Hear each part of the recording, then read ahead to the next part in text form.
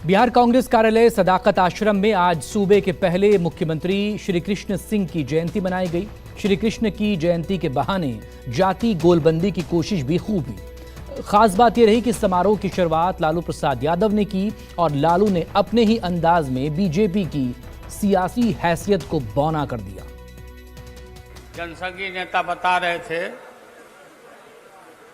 कि पटना लोकसभा छोड़ के कहीं भी इनको एको सीट नहीं मिल रहा है। यहाँ बिहार में जातियों की तादाद जगजाहिर हुई और बिहार में जातीय गोलबंदी शुरू हो गई। 2024 के रण के लिए दावेदारी भी शुरू हो गई है। बिहार कांग्रेस कार्यालय सदाकत आश्रम में इसकी बानगी देखी। कांग्रेस पार्टी जिंदाबाद, तेरी बाबू अमर रहे। मौका बिहार के पहले मुख्यमंत्री श्री कृष्ण सिंह की जयंती पर आरजेडी अध्यक्ष लालू यादव ने दीप जलाकर समारोह की शुरुआत की और फिर उनकी जुबान से जाति का जिन्न निकलने लगा।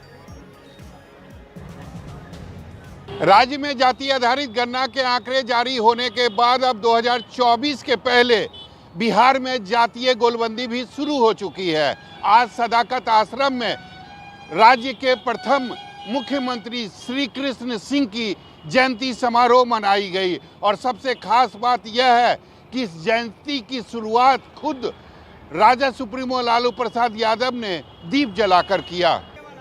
लालू यादव ने दावा किया कि जाति के आंकड़े सामने आते ही बीजेपी के होश फाख्ता हो गए हैं और 2024 के लोकसभा चुनाव में तो बिहार में उनका खाता भी नहीं खुलेगा।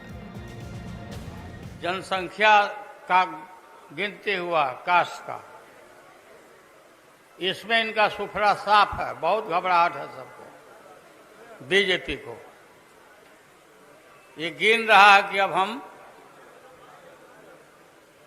हमको कोई बता रहा था कि बड़े बड़े जनसंघी नेता बता रहे थे कि पटना लोकसभा छोड़ के कहीं भी इनको एको सीट नहीं मिल रहा है यहाँ बिहार में, ये जातीय जनगणना के बाद। राहुल गांधी ने भी कहा है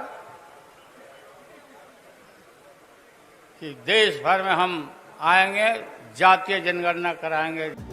बिहार कांग्रेस की कमान मिलने के बाद से अखिलेश सिंह सूबे के कांग्रेसियों में जोश भर रहे हैं। कार्यकर्ता भी मानते हैं कि अखिलेश सिंह ने कांग्रेस में नई जान फूंक दी है।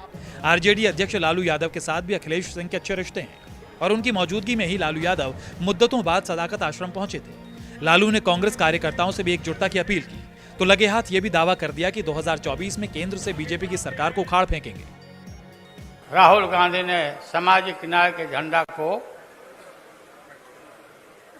अपनाया है और अपनाने के बाद सब जगह जातीय जनगणना कराने के बाद इनका पता नहीं है। जनसंख्या 1%, अब पद चाहिए बेसी, तो जनसंख्या के हिसाब से, सामाजिक न्याय के हिसाब से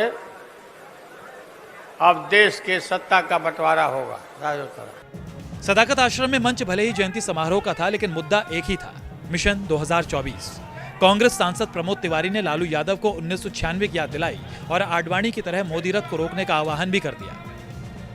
जैसे अंग्रेजों को देश से भगाया था, वैसे ही भाजपा को भगाने में, हटाने में वही पुण्य मिलेगा, वही शबाब मिलेगा, वही आपको ताकत मिलेगी जो इस सरकार को। क्योंकि हालात कहां पहुंच गए हैं, मैं बहुत ज्यादा आप लोगों को नहीं जानना चाहता कि हंगर में हम कहां पहुंच गए हैं, हम महंगाई में किस स्तर पे पहुंच गए हैं। बस आपसे हाथ जोड़कर आज श्री बाबू को श्रद्धांजलि देते हुए यही विनती करने आया हूं, इस देश के लोकतंत्र को बचाओ।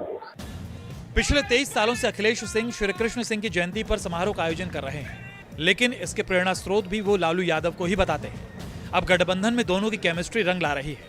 कांग्रेस का हौसला बीजेपी की परेशानी बढ़ा रही है कि लालू जी का अगर स्वास्थ्य ठीक है तो निश्चित रूप से जो इंडिया गठबंधन है, बिहार में उनका खाता मोदी जी का नहीं खुलेगा, ये मुझे विश्वास है। और ये उम्मीद करते हैं कांग्रेस पार्टी का एक एक कार्यकर्ता इस लड़ाई में आपके साथ है और आप जब आगे चल दीजिएगा तो मुझे आपकी ताकत का अंदाजा है, उसमें मोदी जी को कोई जगह नहीं मिलेगी बिहार में।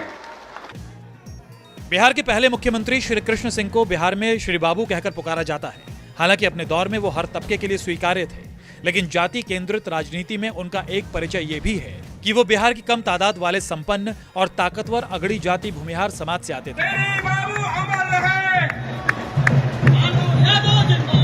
कभी कांग्रेस की समर्थक रहे इस जाति के अधिकांश लोग पिछले कई चुनावों से बीजेपी को वोट देते आ रहे हैं और कांग्रेस की कोशिश श्री बाबू के बहाने अपने खोए हुए जनाधार को वापस पाने की है। जाहिर है बीजेपी इससे परेशान तो होगी, लेकिन सियासत में सच बोलना अक्सर फायदे का सौदा नहीं होता। ये बात बीजेपी के बयान से भी समझा जा सकता है।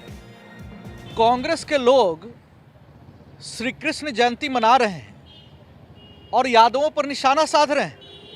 बीपी मंडल, जिनके नाम पर देश भर के ओबीसी समाज को आज हक हकूक मिला है, वीपी मंडल को प्रताड़ित करने का काम कांग्रेस ने किया था और वीपी मंडल ने कांग्रेस का विरोध करके, कांग्रेस से विद्रोह करके मुख्यमंत्री बनने का काम बिहार का उन्होंने किया था।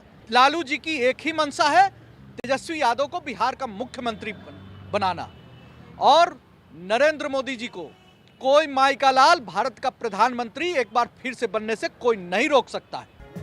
2024 की बिसात बिछनी शुरू हो चुकी है और जाति के आधार पर शह और मात का खेल भी शुरू हो चुका है। बीजेपी हर हाल में अगड़ी जातियों के वोट को संजोए रखने की कोशिश में है, लेकिन कांग्रेस ने भी जैसे ठान ली है कि वो इस बार सेंधमारी करके ही दम लेगी।